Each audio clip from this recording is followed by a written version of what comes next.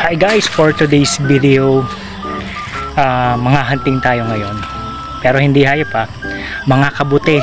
So, sa mga panahon ngayon kasi August, tag-ulan. September pa lang, sorry. Tag-ulan siya tapos nagkukulog, nagkikidlat. So, mas marami talaga ngayon naglalabas sa mga kabuti.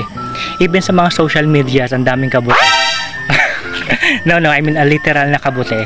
So, meron ako nakita dito na isang piraso. Wow! Diba? Pag nakarami tayo nito, pang ulam na natin to eh. Sige, hanap muna tayo. See ya.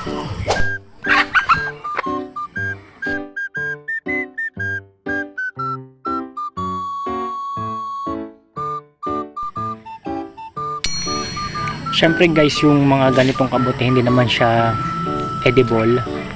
So, ewan ko, hindi ko pa natatry kainin to eh, pero ayoko na itry. Baka this is my first and last. What? So, hindi siya kasali.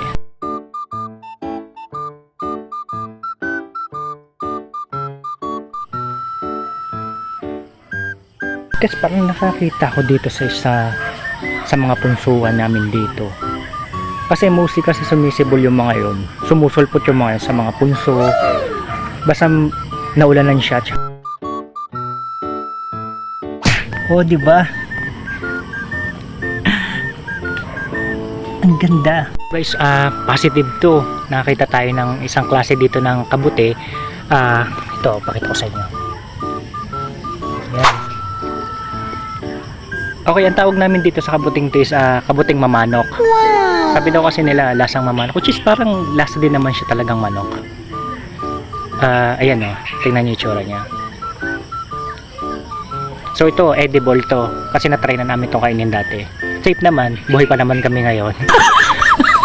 So yan, yung harvest ko na to.